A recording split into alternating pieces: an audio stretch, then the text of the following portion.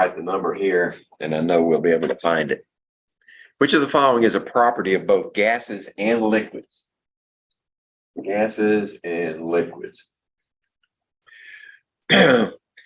Gases having, well, let's look at it this way. How about volume and shape? Right? Volume and shape. How about gas? Can it maintain its own volume? No. It can't hold its own volume. Shape. Can't hold its own shape either. It expands to fill the container. Whereas liquids, yes, they can maintain their own volume, but they can't maintain their own shape.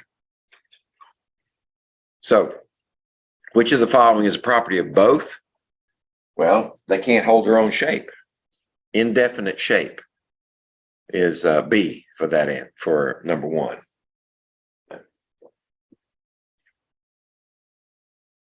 Stop me anytime, okay?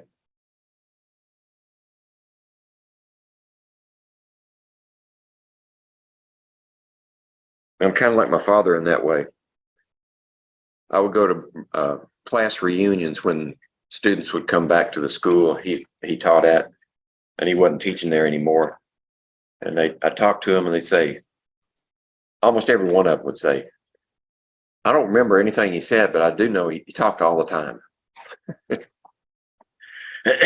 Number 2, this is one I definitely want to make. In which of the following pairs of properties are both properties chemical properties? Okay, the key word for chemical property is identity. Does the identity change? I mean, does the identity, we're talking about property here, so we're not talking about change yet. So is the potential referencing the identity of the substance, or just a characteristic that could be true for any substance? So if it freezes at 10 degrees and is non-flammable, A is a combination of physical and chemical, because the chemical part is non-flammable. That references a chemical potential for chemical change, a change in identity if it's flammable. How about B? Decomposes at 500 degrees C and reacts with bromine. B is both chemical. Decomposition is a change in identity. Reaction of any kind is a change in identity. How about C?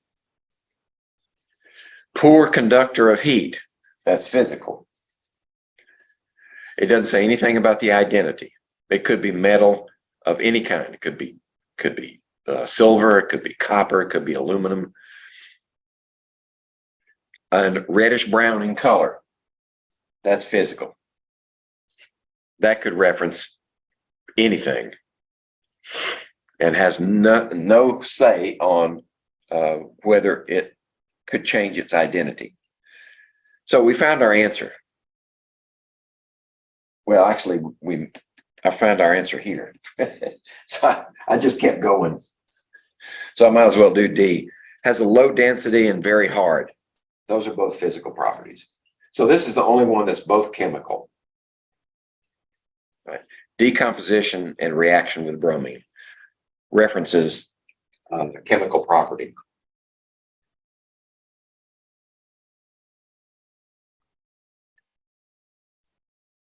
Let's see what 3 has to say. All right, still there. When a substance undergoes a chemical change, it's always true that. Well, does it always liquefy? No. Right.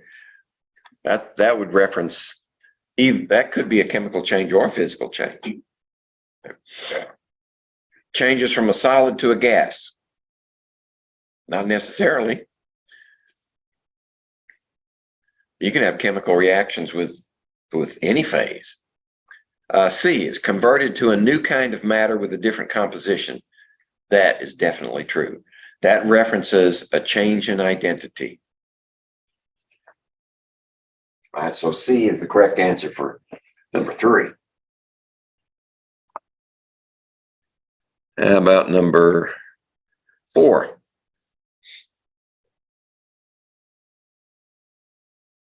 The description, 2 substances present, 2 phases present, is correct for what? Okay. 2 substances present, if they're independent, then we're talking about a mixture. Right? We're definitely talking about a mixture here.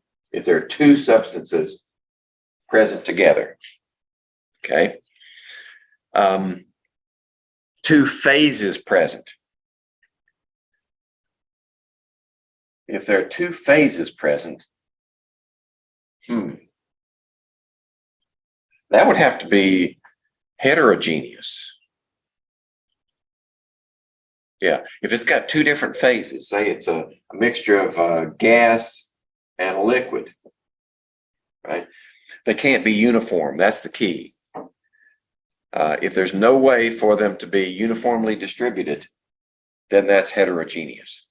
If they were both the same phase and there were 2 substances, then they have to be homogeneous. I think that's the way your book describes them in terms of phases. I think that's why that terminology is used, because I didn't use that terminology before. So A is the answer. What did you say? I'm sorry? What was the definition for B? Like, just so I'll know that it, like, on 4, like, what was the difference? Oh, homogeneous? Yes. Oh, if it's homogeneous, there should be a single phase. Okay. So when you put sugar, a solid, into water, a liquid, you end up with a liquid. It's a single phase now. All right, number 5.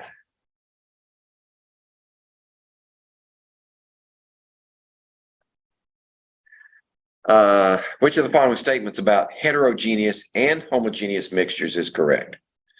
It's possible to have heterogeneous mixtures in which all the components are liquids.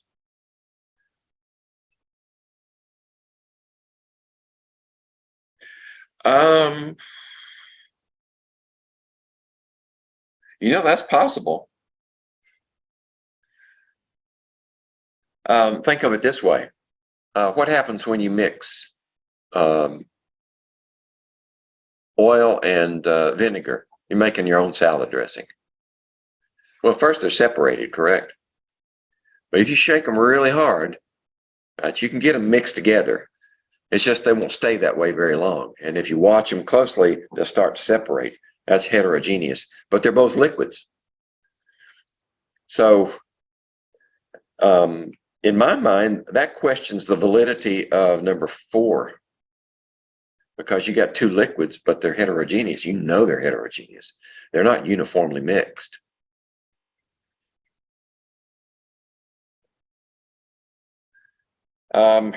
Okay. In that case, in the case of number 4, I just picked the best answer. If it's got 2 phases, the best answer is heterogeneous, although we recognize, well, actually heterogeneous is correct.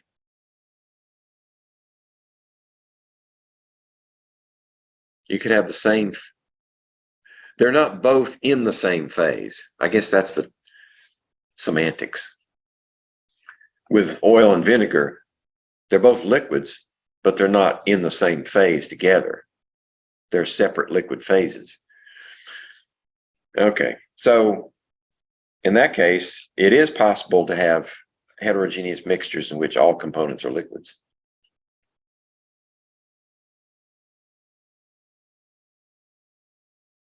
Oh, I see some oddballs at the bottom. Let's see, no 2 phases can be in the same state. No, that just muddies the water.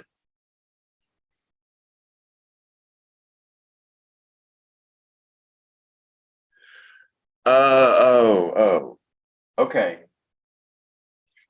Like I said, semantics. They're drawing a distinction between calling something state versus phase. The states of matter are gases, liquids, and solids, but the phases are distinguishable, separate entities. So you can have two liquids in that are the same state, but they're different phases. Does that make any sense? Sort of. Yeah. I'm trying to make sense. See, these question banks that I get these things from, they're created by other people. And my guess is that whoever wrote the book is some professor at a big university somewhere, and they've got a graduate student that needs a project, so they pawn it off on them. Or even an undergraduate. This might be even too much for a graduate student. Well, I don't know that part, 'cause I'm going to the vaccine. Anything else, I'm done. Yeah. Okay. Let's take a look at number 6 then. Which of the following statements is correct? Elements but not compounds are pure substances. Is that possible? No. Compounds and elements can both be pure because compounds are have their own identity. And if every molecule in the substance is the same, it's pure. So elements and compounds can be pure substances. That's not correct, the way it's written.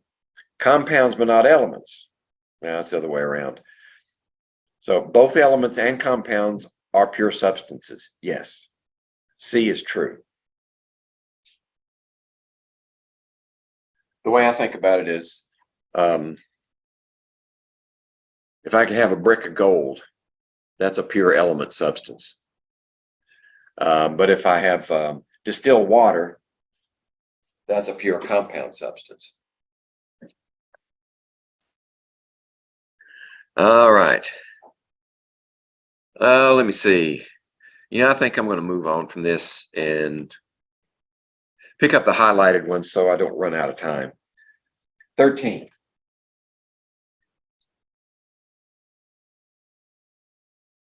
Which one? Highlighted ones are the less than. They're the ones that I picked them out because they're unique. There's a lot of repetition in here. Questions asked different ways with different sets of answers. It's kind of like those psychology tests that they give you. Say, I already answered this question, right? They ask it a different way so they can be sure that they've got an honest representation of that particular psychological point, right? But these, there's lots of repetition in here just so that you get practice seeing questions asked a different way. Which one of the following statements about atoms is incorrect? Right. Pay attention to detail when you're reading these things. Some of them say correct and some of them say incorrect. Hey, A, an atom is the smallest piece of an element that can exist and still have the properties of the element. A. That's true. One atom will have the properties of the element. How about B? Free isolated atoms are rarely encountered in nature. That is true. You can rarely find isolated atoms in nature. They tend to group together, and even then, they tend to be bonded to other elements. Atoms of different elements. There are very few that are pure. Gold is one of them. It's a noble metal. It doesn't react well with others. Atoms may be decomposed using chemical change. Can we break an atom apart with a chemical reaction? No. It takes a nuclear reactor to do that. So this one is false. Only one kind of atom may be present in a homoatomic molecule. Homoatomic, that's true. A homoatomic molecule only has one type of element. So that would be like hydrogen is homoatomic, or this sulfur or this phosphorus, they're homoatomic.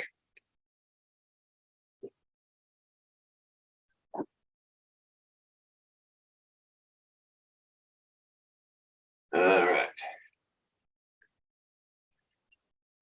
That's 13. So let's find another one. How about, I'll get two back to back here. 21. Which of the following is a property of both liquid state and solid state? This is kind of like the first one we tried, only now we're looking at liquids and solids. So when we're comparing the two states, any two states, we're looking at volume and shape. So how about the volume for liquid? Is that fixed? Yep, it's a fixed volume. Solids a fixed volume. Shape, liquids can't hold their shape, but solids can. So a definite volume is not there. That's not a choice. So E, no correct response is the answer to this one.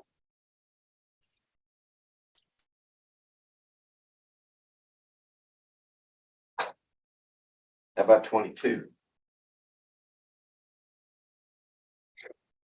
In which of the following pairs of properties are both properties physical properties?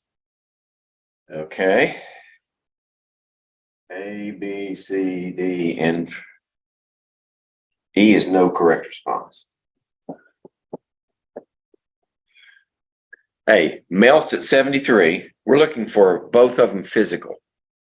So let's see, physical, chemical. No, that's not the way to do it. The first property, melts at 73, is physical.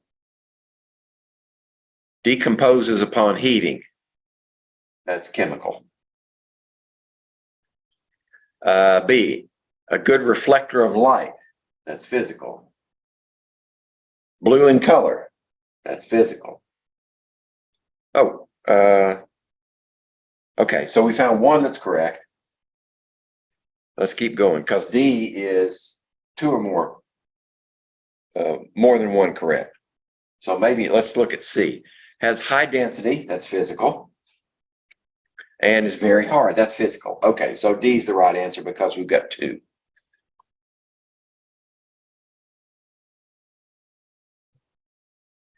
About 30.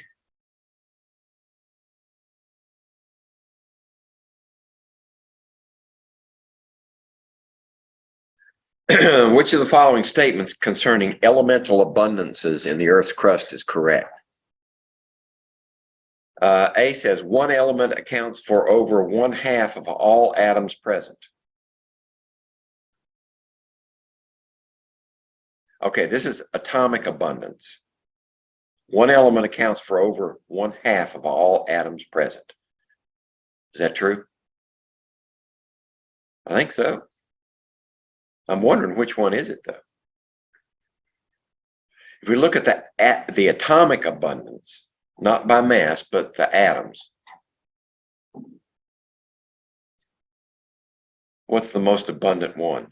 Well, I know in the universe, the most abundant is hydrogen. But is that true on Earth? Do you remember?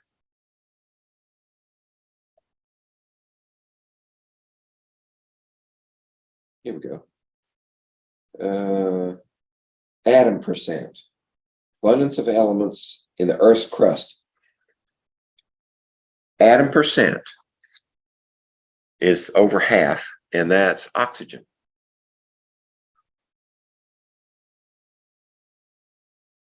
Okay. There are a number of reasons for that. It depends. In the crust, are they talking about the Earth's surface? Does that include the water too? Right, which would be H2O. There's all your oxygen. Or are they just talking about the rocks and the soils, in which that would be combinations of elements and oxygen? And that's mostly everything in the crust. Silicon, aluminum, iron, all of those in the Earth's crust are combined with oxygen. So that's probably, it works either way.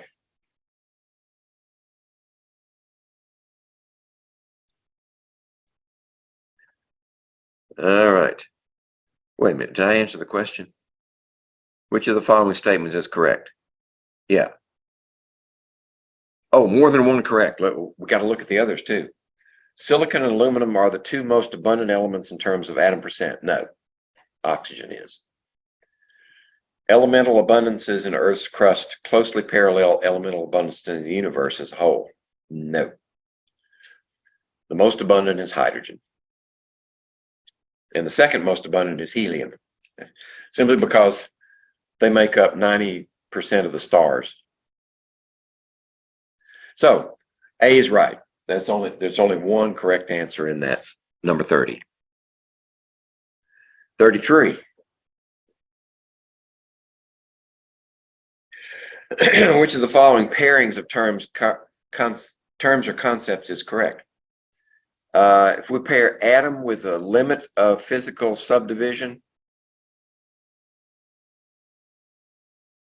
atom, limit of physical subdivision.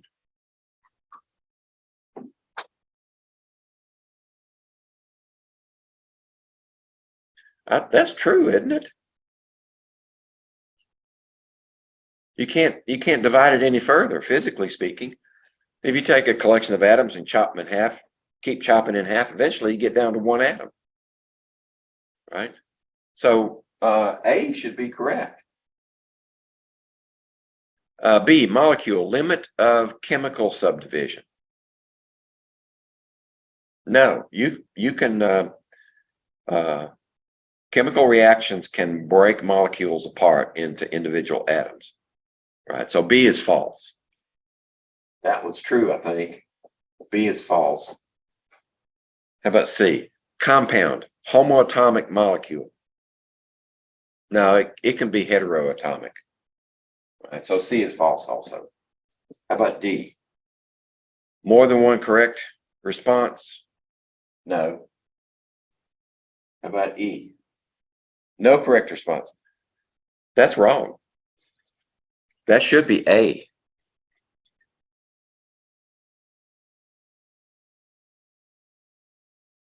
Right? Isn't the atom the limit of physical subdivision? Yeah.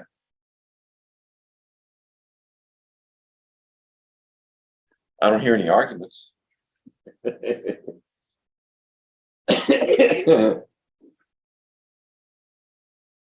me check something in here. It could have been a transcription error.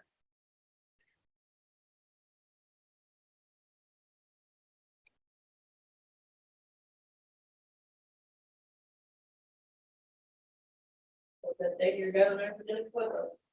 Yeah, catch my errors. This happens at least once every semester. I find an error.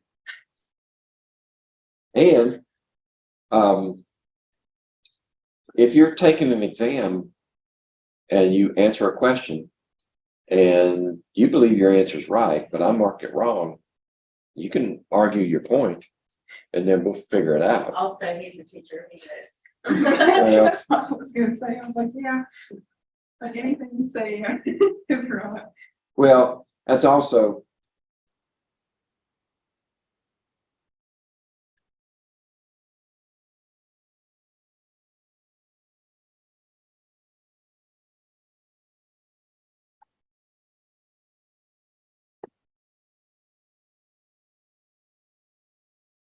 all right.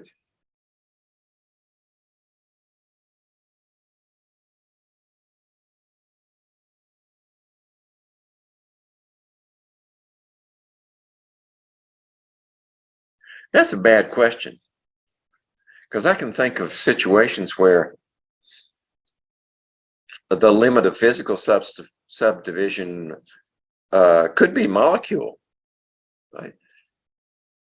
If you have water, you can divide it down to the molecule, but physically you can't go any further. Only when you have an element is the atom limit. So maybe that's why A is not the answer. So A is not the answer. No, because there are situations where the molecule would be the limit of physical subdivision. But the molecule is not the limit of chemical subdivision. That's the atom. So if we switched them and said the atom is the limit of chemical subdivision, that would be true. And the molecule is the limit of physical subdivision. I can think of scenarios where that's not true. For an element, the limit of physical subdivision is the atom, but for a compound, the molecule is the limit. Okay. So I guess I better leave it the way it is.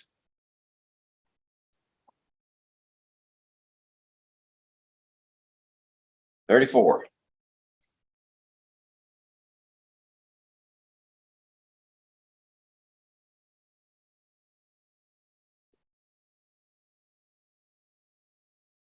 Anybody viewing that video is probably going to scratch their heads. Yeah. What in the world are they talking about? In which of the following pairs of chemical formulas do both members of the pair have the same number of atoms per molecule? Okay, this is pretty simple. Count them up. Right. A, sodium thiocyanide. Sodium thiocyanide. That's 1, 2, 3, 4. It's got 4 atoms.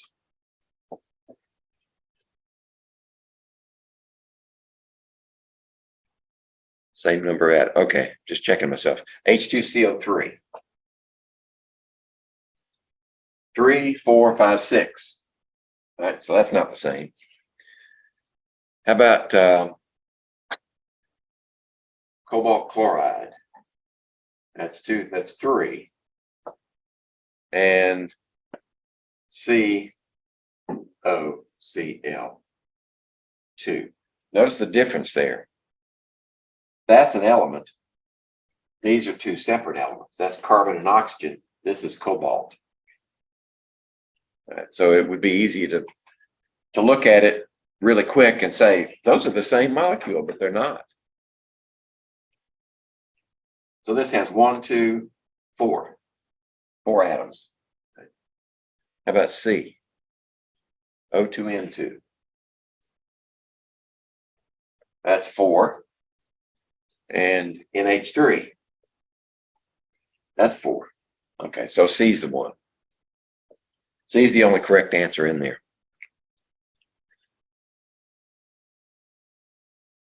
Let's see. Go down, go down, go down to find one. Okay, I got several here in a row.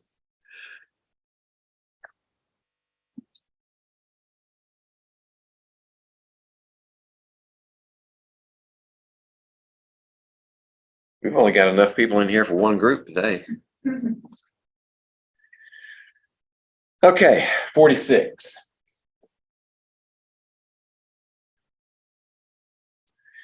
For the elements calcium, iron, and beryllium. Calcium, iron, and beryllium. Got all your symbols memorized? Well, that's calcium. Calcium. Hang on. I feel like I should know this. Me too, I remember. Yeah, because I just said them when I wrote them up there. I'm gonna. Where'd it go? I only know some because of lab. Oh, yeah, me too as well. You didn't make flashcards and memorize them? Well, yeah, I made flashcards. I had a big test, yeah, like in that line, I had a big class. Hang on. Isn't the third one like BER or Is that something? calcium? Beryllium. Yeah. That's beryllium. That's calcium. This is one that's derived from the Latin. No, sodium is one of those in that. Sodium Type. is Na, I think. Yes. Oh, yeah, you're right. You know. Yeah, natrum.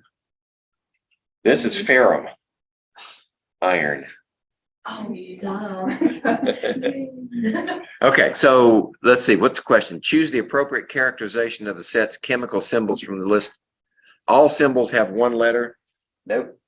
Oh, it was on our thing. We could have cheated.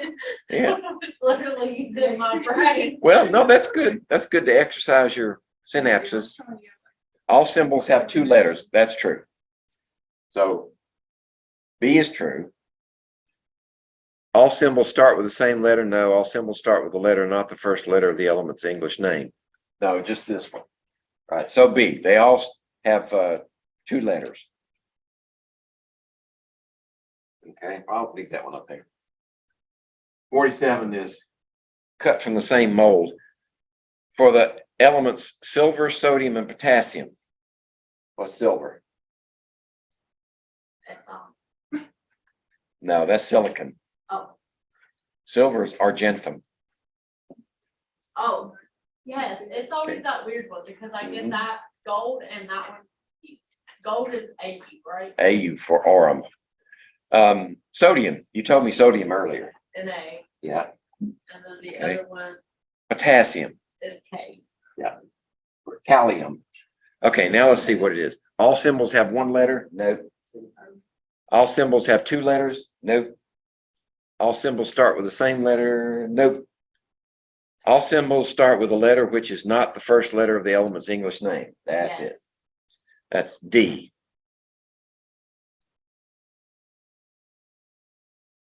About 48, I think it's similar type. For the elements iodine, fluorine, and nitrogen. The first one's I. Uh-huh. Um, Fluorine. F. Uh-huh. And nitrogen. Yeah. There you go. You got easy ones there. All symbols have one letter. Yep.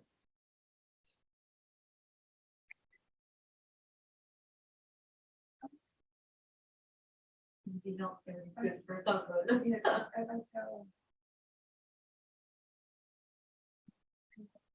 All right, let me scroll.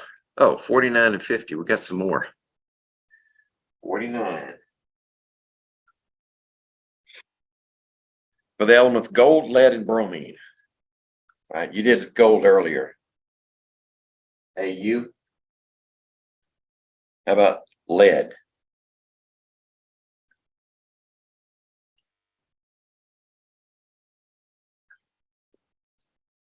Plumbum. Right? In Latin, that means heavy. And bromine. Okay. So let's see. What's the questions? All symbols have two letters. Yeah. Let's see. For the elements silicon, sulfur, and tin, you gave me silicon earlier. That's all. Uh-huh. Sulfur. S. Yep, just S. And tin. It's a Latin.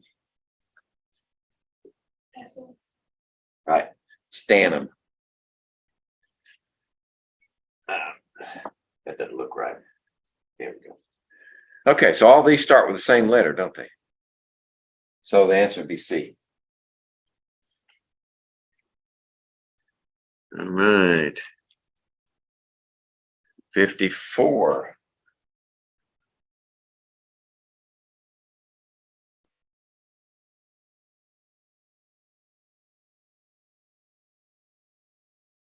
Give a classification of matter when two substances exist with two phases present and the substance cannot be decomposed by chemical means.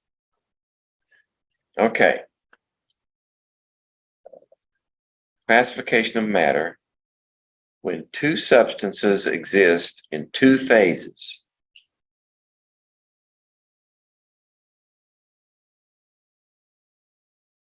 And the substance cannot be decomposed by chemical means. If it can't be decomposed, let's read that backwards. If it can't be decomposed by chemical means, then it has to be an element. It can't be broken any further, right? So it's almost as if the rest of that question doesn't matter. If it cannot be composed by the chemical means, it's got to be an element. It can't be a compound and it can't be a mixture. So that's really a bad question, because that first part will kind of throw you off. Two substances exist with two phases. So they're separate phases. Like we drop a chunk of gold into a pool of mercury. Right? They're separate, but they're both elements. Yeah, that's designed, like I said, multiple choice questions are designed to confuse you. Are they successful? Yeah, most of the time. They're successful if you don't know how to reason through it. A substance is composed of a diatomic molecule, has two atoms in the molecule. That's what that means. Choose the appropriate classification from the response. Let's see, if it's a diatomic, it's got two atoms, but it could be something like hydrogen, or it could be something like nitrous oxide. That's two atoms in the molecule. So with that being said, could be an element or it could be a compound. That's true. So we found our answer already. A. So it's easy to get confused between heteroatomic and homoatomic, and then monatomic, diatomic, triatomic. They're two separate concepts. Homoatomic means they're all the same atom. They're all the same element. And heteroatomic means there's more than one type of element.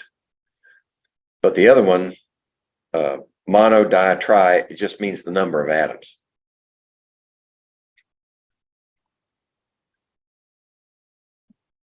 How about 66?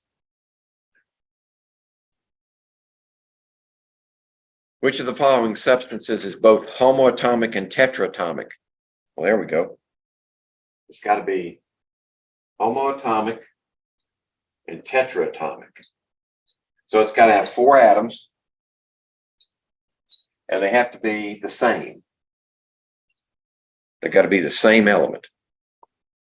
So if it's got four atoms and the same, it's got to be C. That's the only one that only has one type of atom, and there are four of them.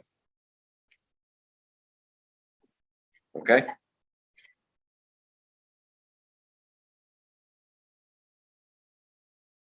'67.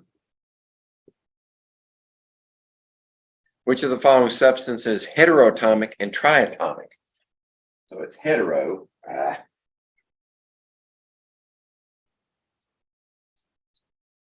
Heteroatomic and triatomic. So it's got to have three atoms, and they have to be different.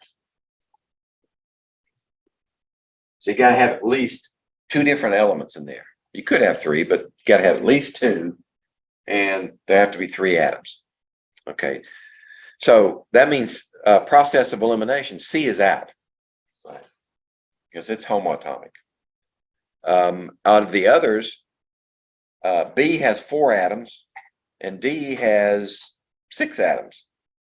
A has three, so it has to be A. Three atoms, and they're different.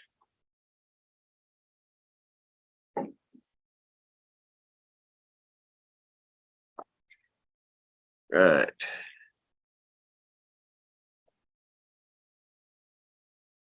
Now we're going to get into some math, units of measure.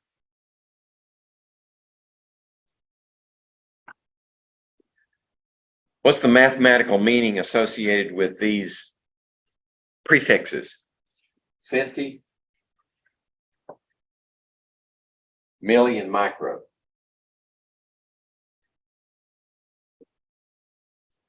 What do they mean when they're prefixed to a base unit of measure? It changes the unit of measure to 1/100th. This one changes the unit of measure to 1,000th of the base unit. And this one changes the unit of measure to 1/1,000,000th of the base unit.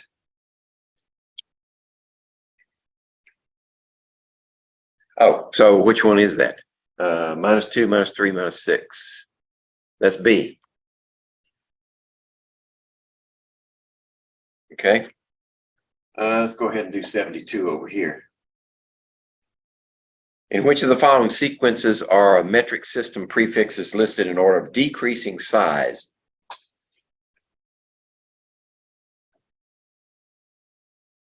So we want the first one to be the biggest. And we look at our choices. A, kilo is first, but giga and mega are after it. Those are bigger than kilo. Because kilo is 1,000 times. Giga is billion times. And mega is 1,000,000 times. All right, so these are bigger than that one. First one won't work. Milli, nano, and micro. Well, let's see. Milli is this, micro is that, and nano is 10 to the -9. Milli. Okay, so this one's out of order. This one's in the middle, and it should be at the end. All right, so B is not in the proper order. How about C? Mega, kilo, and micro. So there's mega, there's kilo, and micro. That's the correct order. This one's the biggest, next one, smallest.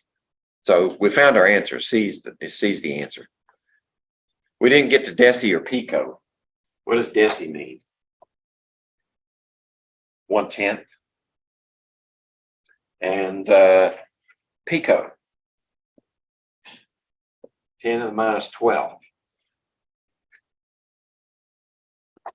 Okay, but C is the answer.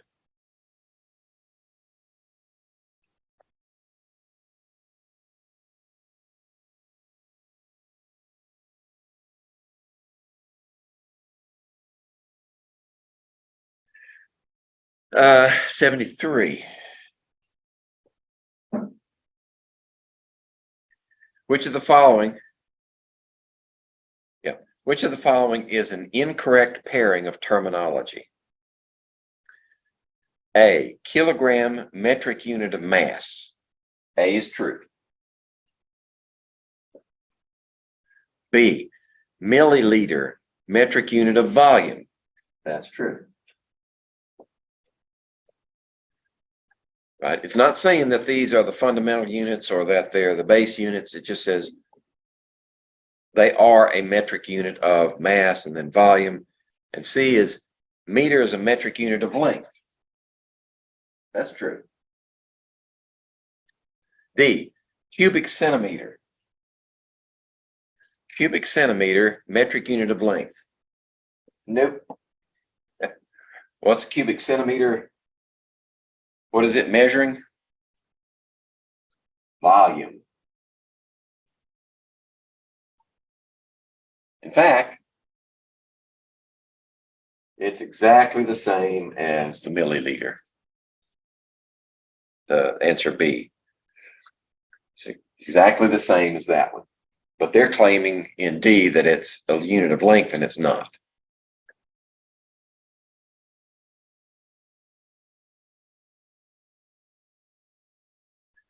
All right.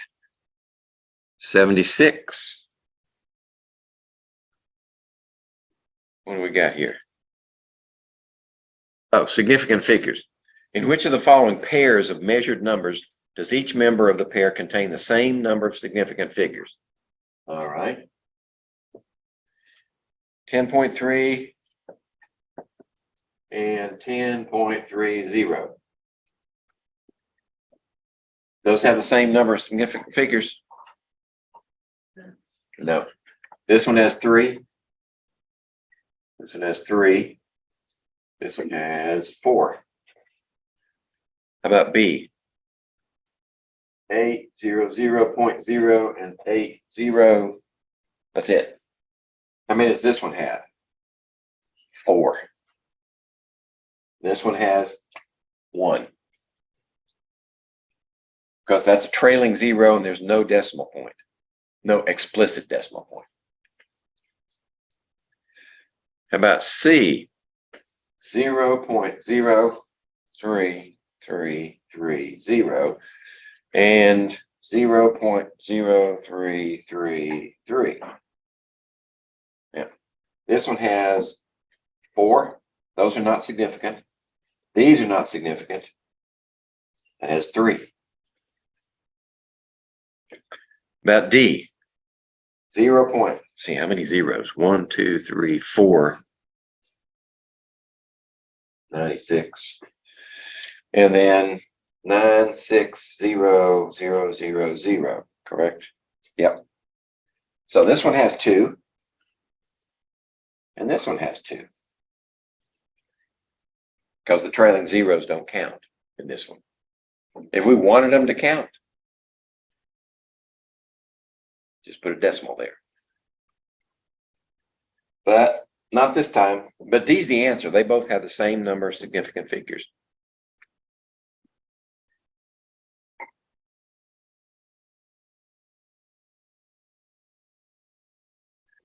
Let's see. Scroll to a new one. 79.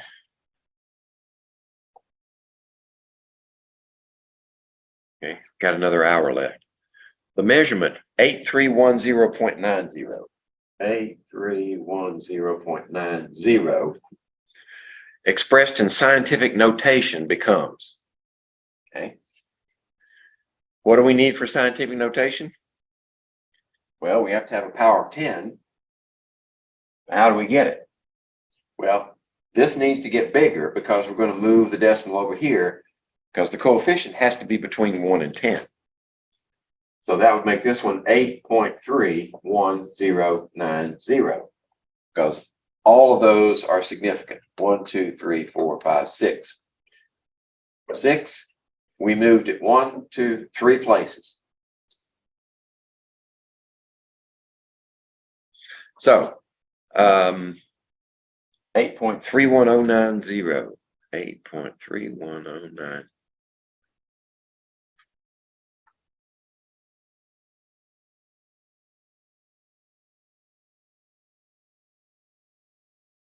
None of those is right. They're all wrong. Okay, so here's what we're faced with.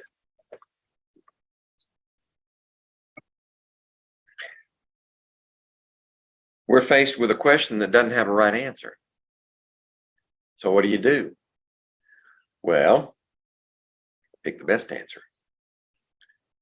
So 10 to the third says that D would be the best answer. It's not the right answer, it's the best answer.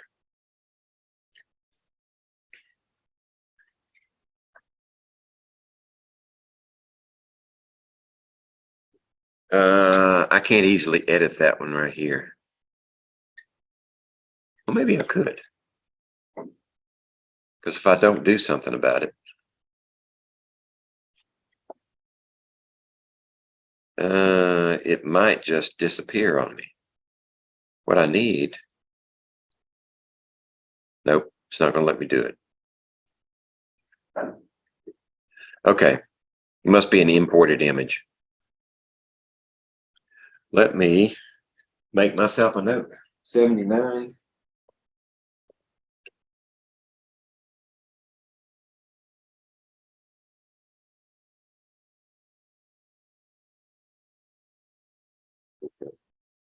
This needs to have another 0 right in there. You know what would be easier? And I can do this, I think. Be easier just to, come on, edit. There. Take that 0 out, right? Now D is the right answer.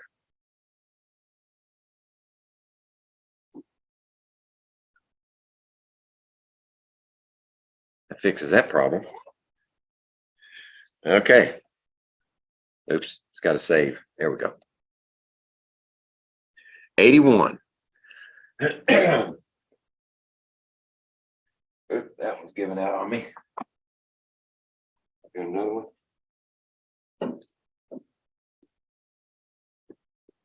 81. The calculator answer obtained from multiplying these measurements, 64.49 times 6.57. And the calculator says,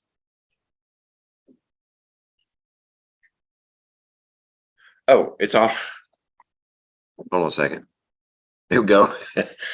423.70. 423.70 is what the calculator told you. So what should it be? This is a multiply divide rule, which means all you have to do is take the one with the least number of significant figures, 3, and round this one off to that position. So we got to round this one to 4 because that one's 5 or greater. 4, 2, 4. So that's why C is the answer. Okay. The multiply divide rules are easy. Real simple. It's the add subtract rules that give students trouble, especially when they're combined. Let's see if we got one of those in here. Dimensional analysis, 84.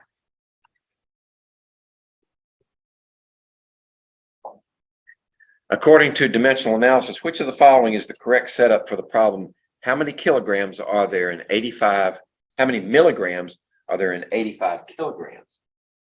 85 kilograms. We want to convert it to milligrams, right? Okay. Well, if you look at the answers, what we have is a chained conversion. Each one of those answers starts with 85 kilograms. That's good. But we need 2 conversion factors. The first one is going to take kilograms to grams.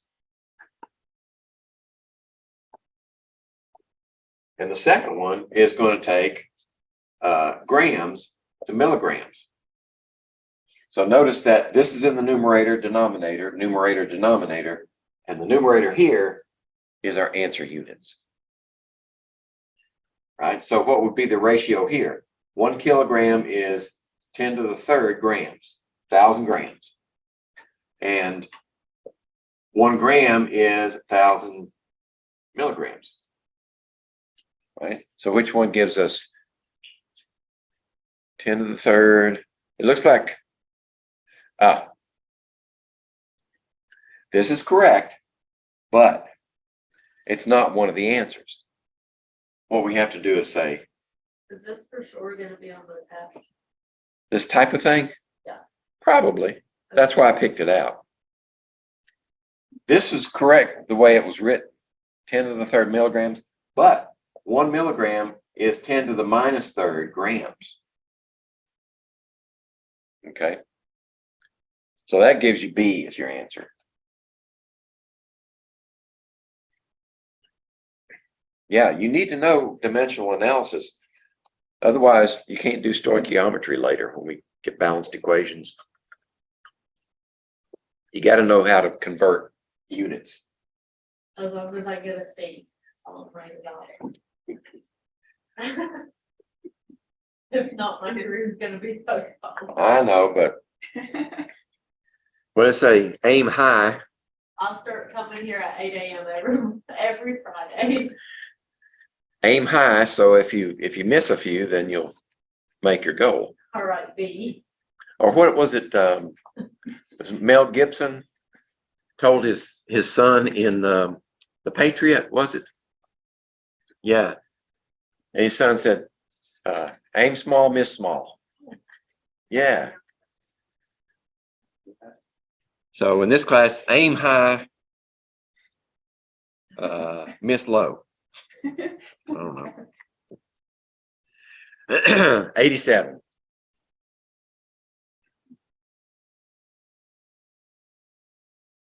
Okay, 87. If an object A weighs 6 grams, if A weighs 6.0 grams, correct? Yeah. And has a volume of 3 milliliters. 3 milliliters volume. An object B weighs 9 grams. Notice I'm pulling this stuff out of the problem and put it up here on the board in a way that looks familiar. In prose, it just doesn't make any sense. Has a volume of 2.25 milliliters. 2.25 milliliters. That's the data we were given. Now what it's asking is density. So you remember the formula for density. Mass per unit volume. Okay. So they want us to compare it and say which one. A says B is less dense than A. A and B have equal densities. B is twice as dense as A. B is 4 times as dense. So we have to calculate the density. So for this one, the density is 6 grams and 3 milliliters, right? Which equals 2 grams per milliliter. That's density. For this one, we have 9 grams and 2.25 milliliters. I don't want to try to do that one in my head. Come on. There we go. And 2.25. That's 4. 4 grams per milliliter. Now we can answer the question. B is twice as dense as A. Which one is that? C. So the answer is C. See, those I can do. So if you want to put those. Since when does the student dictate what's on an exam? Are we starting a new trend? When the student needs to pass. Yeah. Okay. 89. Which of the following comparisons of size of a degree on the major temperature scales is correct? So the temperature scales we looked at were Fahrenheit, centigrade, Celsius, and Kelvin. Okay. So when we look at the size of the degree units, right, the size of the degree units, 1 degree C equals 1 K in size. I mean, that's not a good way to put it.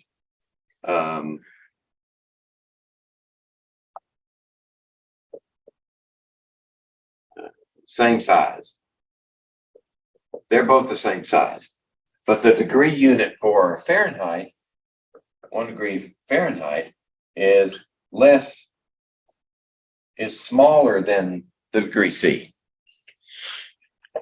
Look at it this way.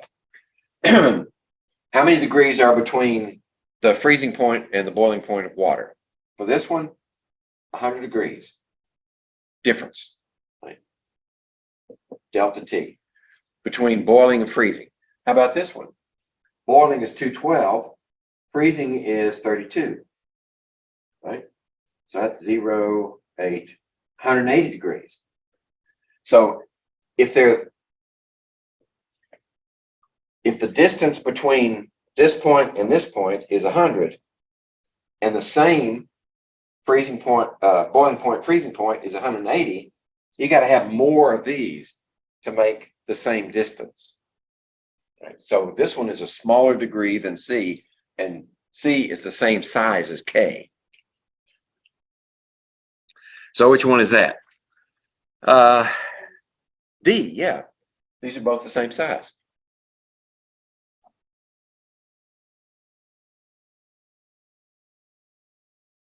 All we did with K was just move the 0 point from freezing point of water all the way down to absolute zero.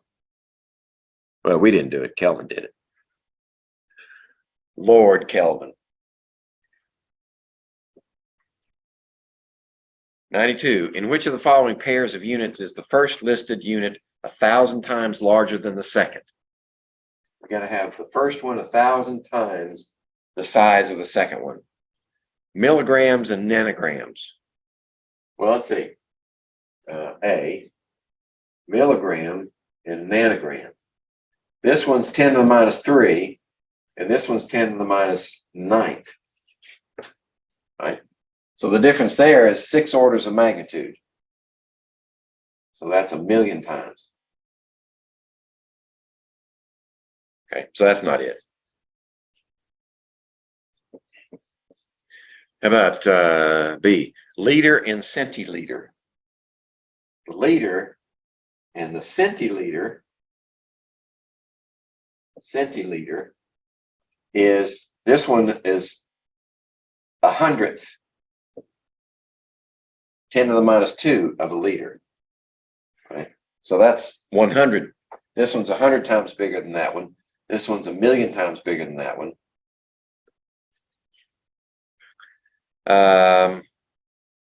Kilometer and megameter.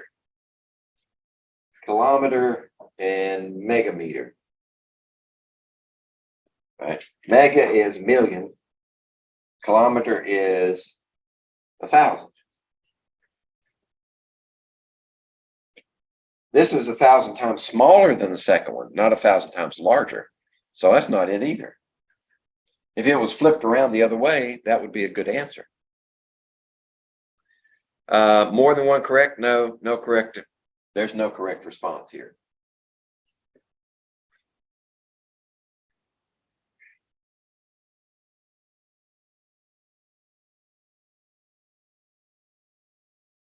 '93.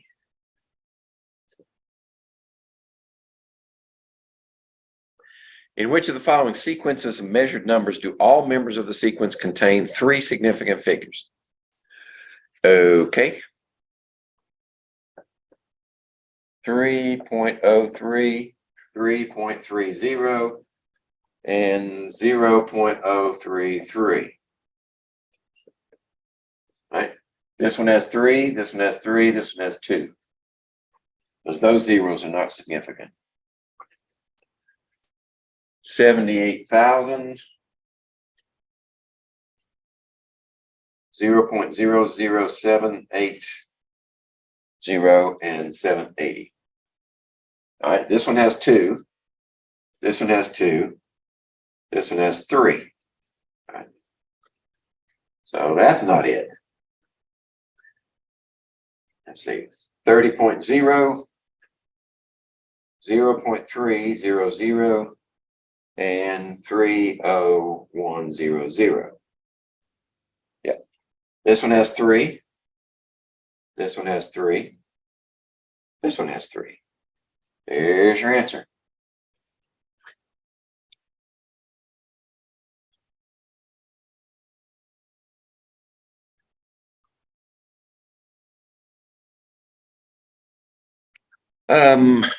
Scroll 95.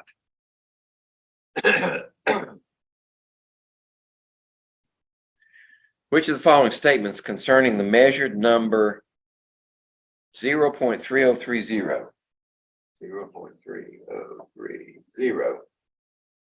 is correct? Only one of the zeros in the number is significant. No, both of those are significant. So A is not it. A is false. Rounded off to 2 significant figures, the number becomes 0.30.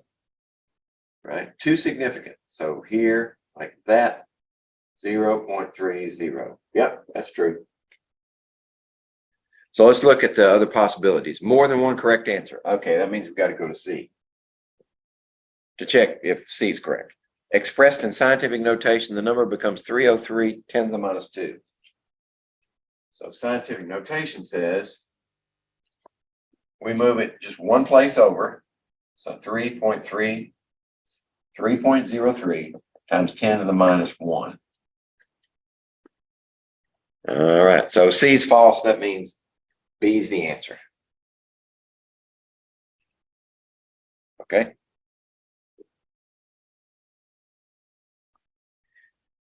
All right, scroll a little bit more. 97.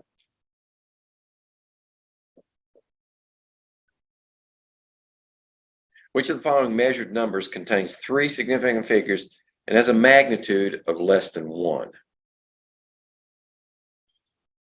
All right, so it has to have three significant figures and less than 1. Okay. So let's start with the less than 1 part. Which ones are less than 1? It's not A, right? 10 to the 5th, that's a huge number. 10 to the minus 3rd, 10 to the minus 4th, those are both less than 1. So it could be D if both B and C are correct. We need 3 significant figures. So do we have 3 significant figures with 3.0 times 10 to the minus 3 and 3.20 times 10 to the minus 4? Yep. 3 there, 3 there. So D is the answer. Those 2 are correct.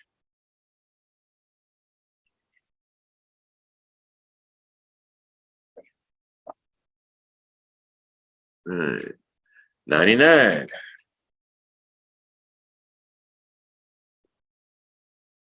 You ever watch that TV show Get Smart? What was the guy's name? Don, I forget the actor's name. He played Maxwell Smart. He was Agent 86.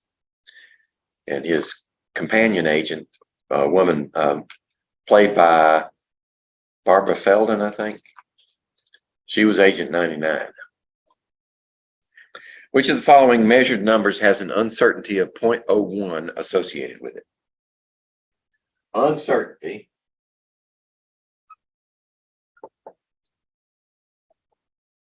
of 0.01. All right. So how about A? 32.930. 32.930. What we're looking for here is where's the uncertain number? Right. The uncertain number will be in the hundredths position right here. That was not it, because this is the uncertain number right there. So it can't be B. 302 times 10 to the 6th. 3.02 times 10 to the 6th. That could be, right? That's the uncertain number in this one, the uncertain digit.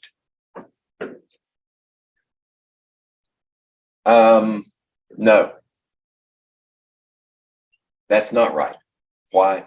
Because this number is actually 302, 1, 2, 3, 4, 5, 6.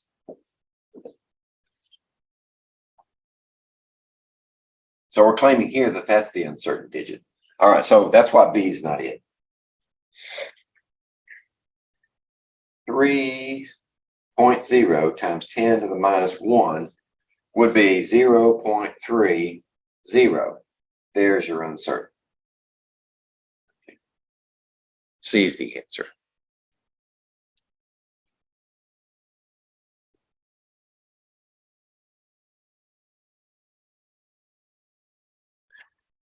Let's see. 102.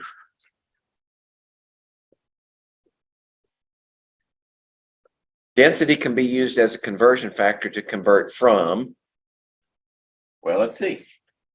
Density is mass per unit volume, and density's units are whatever mass is over volume. So convert from mass to volume. Yeah, you can use density to convert from mass to volume, so A is correct. B, volume to mass. Yep. Metric unit mass to English unit mass. Nope. Can't do that. More than one correct answer? Yes, these two. Okay. So how would you use it to convert from mass to volume? You'd have to flip it, right? Because if the units of your number are in mass and your conversion factor has to be mass on the bottom and volume on the top, you'd have to flip that value in order to make it a viable conversion factor. 103. The density of table sugar is 1.59 grams per milliliter. 1.59 grams per milliliter. It is true that 2 grams of table sugar occupy a volume of 1.17 milliliters. Okay, it looks like from all those answers, we're converting from grams to milliliters.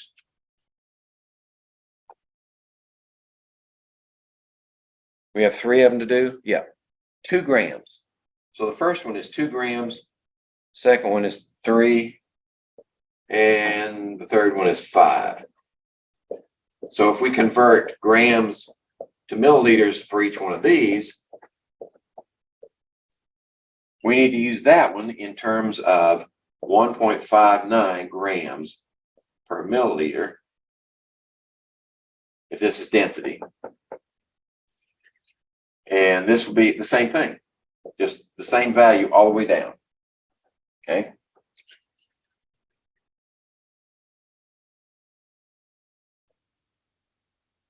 And I guess we have to do the calculations. All right, so what's the first one?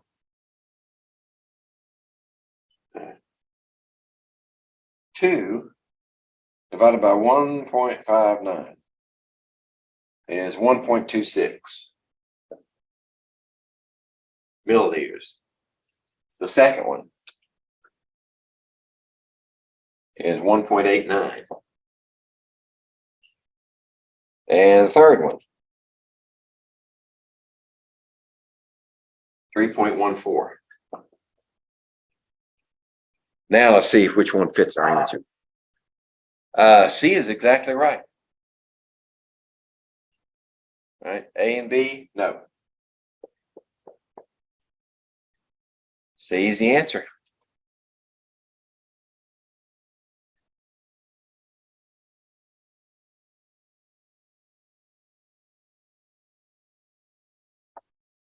Okay. Here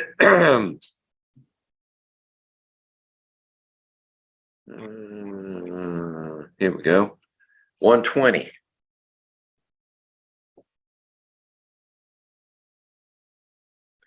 The nuclear charge for an atom of fluorine 918. Fluorine 918. The nuclear charge. Right? What does that mean? Normally, when you think of an atom like this, you say it's neutral because it's got the same number of protons as it does electrons. They cancel each other out. But if we're talking about the nuclear charge, it has 9 protons. So its nuclear charge is +9. Correct? That's the charge on the nucleus.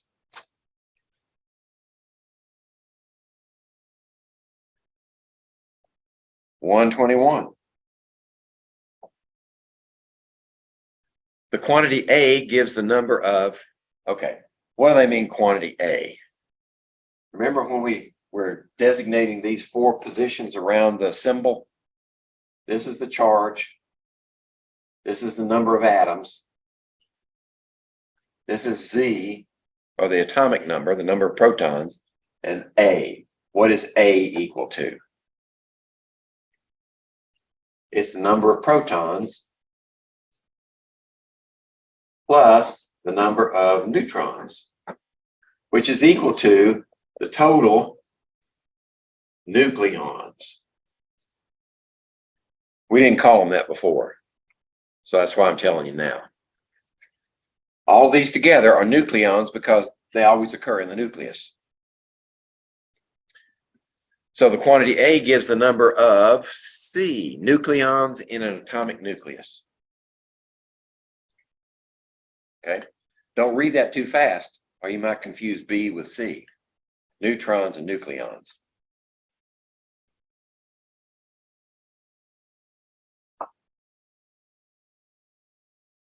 Let's see, yeah, can't squeeze all three, so let's do 124.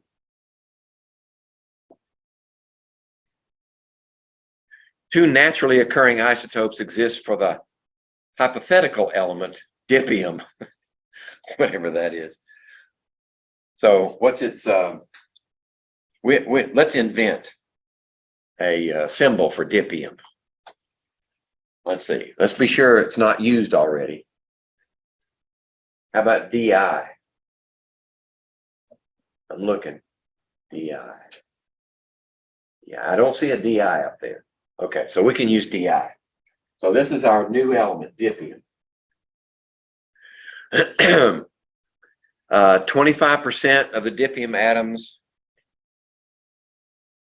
have 17 atomic mass units. 17 AMUs is 25%. And 75% are 21.3.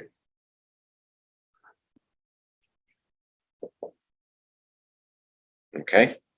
What's the atomic mass of dipium? Not the mass number, the atomic mass. The weighted atomic, the average, weighted average of mass units for that one. Okay. So we say 17 times 0.25, right? It's 25%. Is 4.25. And 21.3 is 75%. 16.0. Right? So we got 5 to 20.25 or 20.3. Okay, closest answer that I can see there is C. 20.2. Rounding error. Everybody remember doing that in class? Weighted average. You take the decimal equivalent of the percent times the value and see what's the contribution of that one to the total and what's the contribution of that one to the total, then add them together.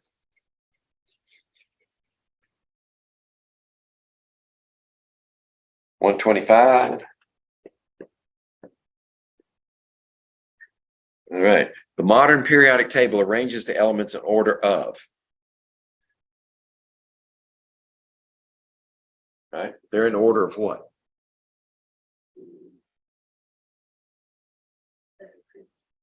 Increasing. Say again? Protons, yeah. Yeah, the atomic number. Because there are some places in there where I think the mass, the atomic mass kind of flips. Right? You think it should be bigger to the next one, but it's not. It's bigger this one, and then it gets smaller for the next one. So that would be D, increasing number of protons. 126. In which of the following pairs of elements are both members of the pair in the same period in the periodic table? Okay. Neon and magnesium. Are they in the same period? What's the period? Horizontal. So neon, find neon up there. It's in the second period. Magnesium's in the third period, so that's not it. How about B? Nickel and palladium. Nickel and palladium. Okay. Nickel is in the top row of the transition metals, so that's period 4. Palladium is in period 5. It's right underneath nickel. Right, so that's not it. How about C? Calcium and selenium. Calcium and selenium. Okay, so we find calcium in the 4th period, Go across, there it is, Se, selenium. This is it.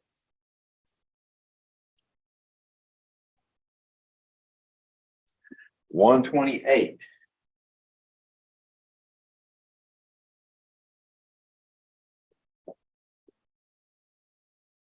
All right. What's the electron configuration for chlorine? Has 17 electrons. Okay. So if we look where chlorine is, all right, this is not abbreviated. We have to do the whole thing. So if we go from hydrogen and work our way down, hydrogen, helium is the first 2 electrons.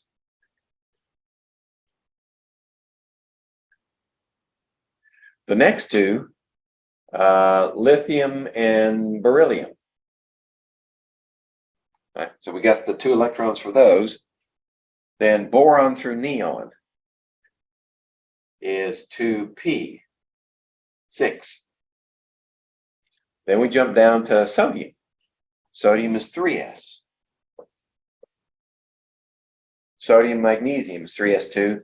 Aluminum, silicon, phosphorus, sulfur, then chlorine. So this is 3p, but we only have 5 electrons left. Let's count them up. 6, 10. 10 to here, plus 7 is 17. That's it.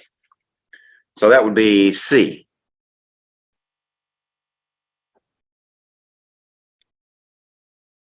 So I did this using the periodic table rather than using that diagonal diagram I showed you earlier.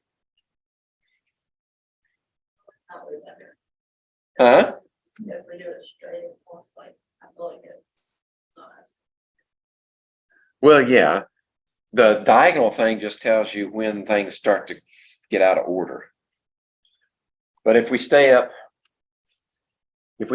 within the first 3 periods, everything's in order. It's only when you get down into the 4th period and you go across, then when you go potassium, calcium, scandium, now you jump back to 3D. You go 4s, then 3D. And then when you get through it with filled for 3Ds, you get back into the 4Ps. So if you know how to read the periodic table, it's simple. 131. How many unpaired electrons are present in the orbital diagram of an atom whose electron configuration is? They don't even tell us which one it is. It doesn't matter. So if its electron configuration is this, 2p4, right? Okay. What you're looking for here is, what is the substructure, the orbital structure of each one of these? Well, these only have 1 because they're S's. Right? So those 2 electrons are paired.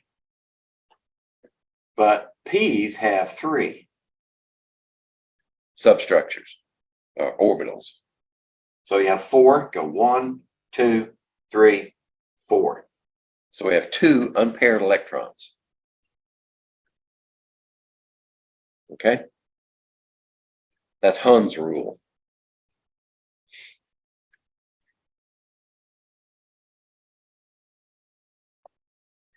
$131, go down to $135.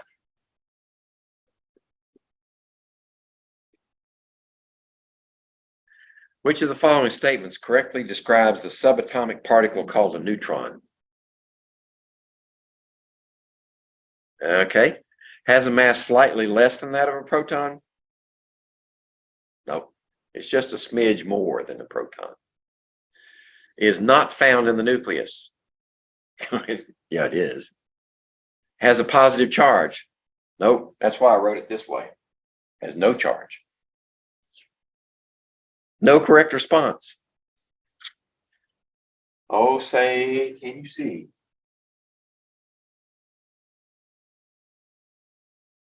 $136.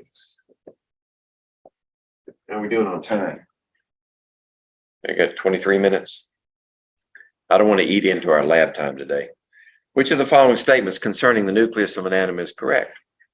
It accounts for almost all the mass of an atom? No. Protons, gotta have protons in there too. B, it is always positively charged. No. It contains only neutrons? No. It's got protons in there. Which one of these is correct? It accounts for almost all the mass of an atom. Oh. And you didn't stop me. I read the question wrong. Which the nucleus accounts for in the atom almost all the mass of the atom. Yeah, A is true. Yeah, A is true. B, it's always positively charged. Yeah, B is true also because of the protons. Contains only neutrons? No. But it is more than one correct answer. So D is correct.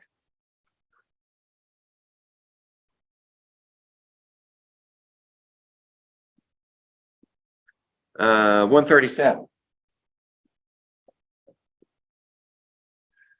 Which of the following collections of subatomic particles possess a net charge of +2?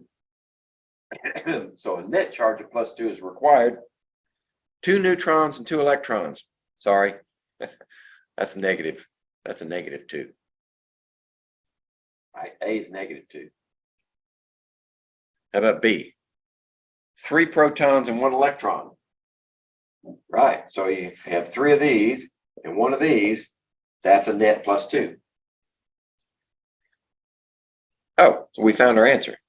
Well, more than one. Let's see about C. 3 electrons and 1 proton. 3 electrons and 1 proton. No, that would be a -2. Right. So B is the answer.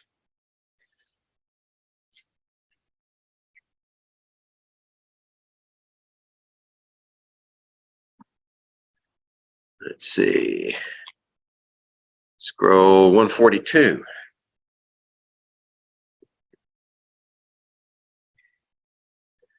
Period number and group number in the periodic table are numerically equal for which of the following elements?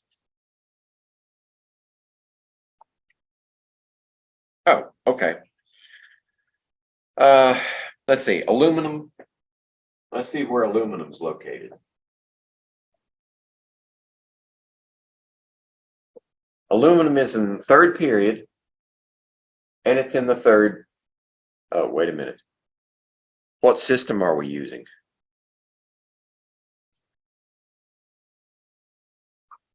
I think they're using the old system, where the group number is 3 for aluminum. It's 3A. Right, Roman numeral 3A.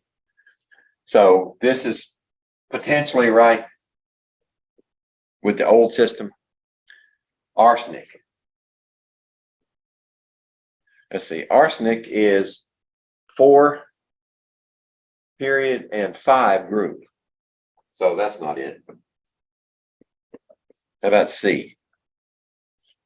SB. What's SB? Remember? Antimony. The Latin name is stilbium. Okay, so there's SB. It's in the 5th period and the 5th group. So that one's true also. All right. So when you do your extra credit with filling in the periodic table, building your periodic table, we had you use the new system, 1 through 18 groups from left to right, all the way across. All right, so that would not answer this question correctly. But if you use the old system where we have the A groups are the 1st, 2nd, skip over to boron for the 3rd, and then move on. That's the only way that this one can work.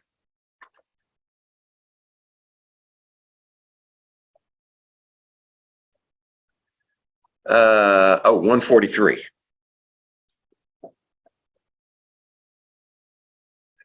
Which of the following periodic table groups contains 3 or more non-metallic elements? All right. 3A. Which one's 3A? 3A is the one with boron. That group only has one non-metallic, this boron. The rest are metals. So this is not it. How about 4A? 4A is carbon. Carbon and silicon are nonmetals, so that's only 2. Right, that doesn't work. How about C, 5A? Okay, 5A is the nitrogens.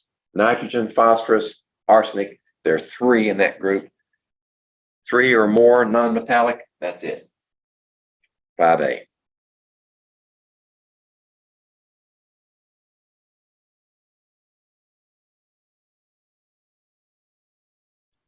$140.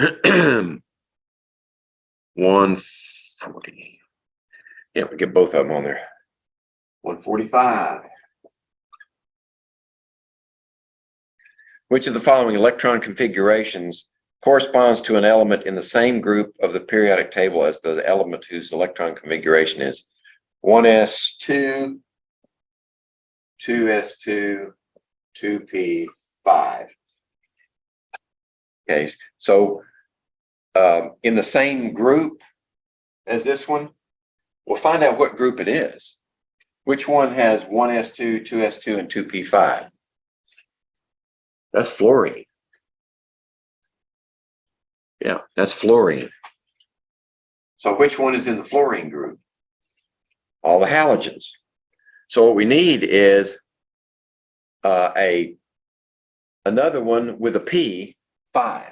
This is the important part right here. Do any of them have P5 in them? No. P4, P6, D5. No correct answer. There are none of them in there that fit that description.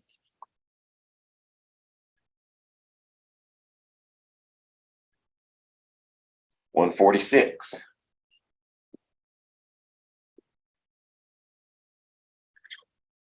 Two unpaired electrons are present in the orbital diagram of which of the following elements? Right, 2 unpaired electrons. So let's look. Well, we can throw neon out because it has a perfect complement. All the noble gases have completely full electron configurations. There are no unpaired electrons. So B is out. We just throw B out. Then we'll take them one at a time. How about carbon? Well, carbon we've gone through 1s2, 2s2, right? Now we're into 2p. And that means we have 2 more, right? So if we go here, here, here, there, there. Carbon fits the bill. How about magnesium? Okay. Magnesium is down in the third period. So we can do this. Neon 10. What's beyond neon 10? 3s2.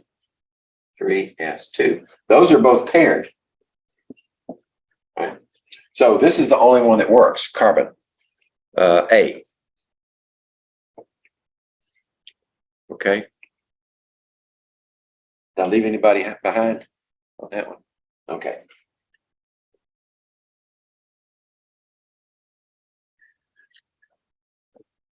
Let's see. Scroll. 162.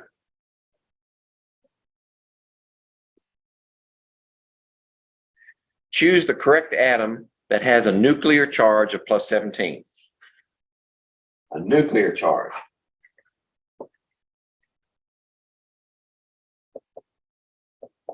What does that mean? That means it's got 17 protons, right? That's the only thing it could be. So it has to be D, the chlorine. Right? this chlorine has a nuclear charge of plus 17.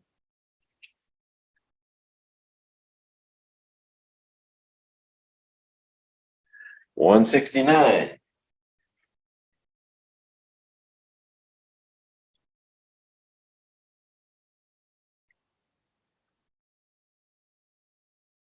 All right, choose the appropriate pair of atoms that contain the same number of subatomic particles. Okay, this is going to take some work. Hey. So,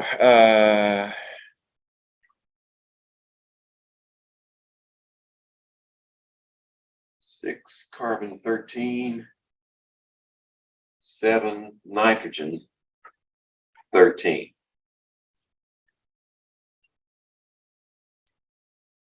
All right, here's the simplest way to approach this.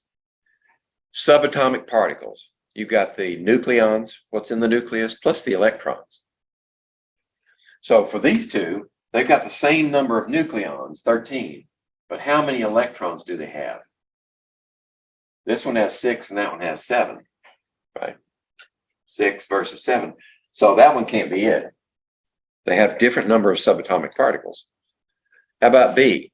Chlorine,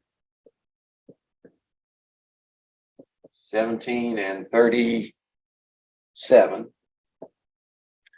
And argon, 18 and 36.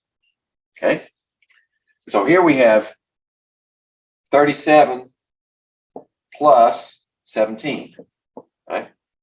17 electrons, 37 neutrons and protons. Here we have 36 neutrons and protons plus 18 electrons. Okay. Electrons. That's the same number. There's your answer.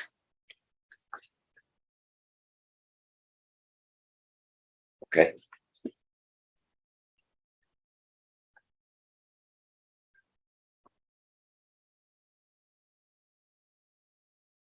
$175.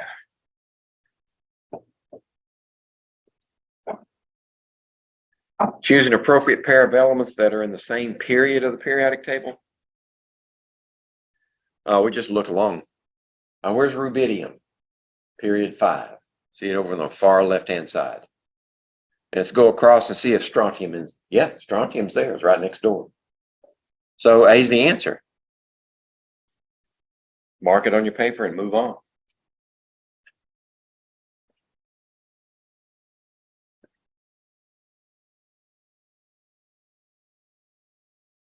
That's it. Those are the only ones I had marked.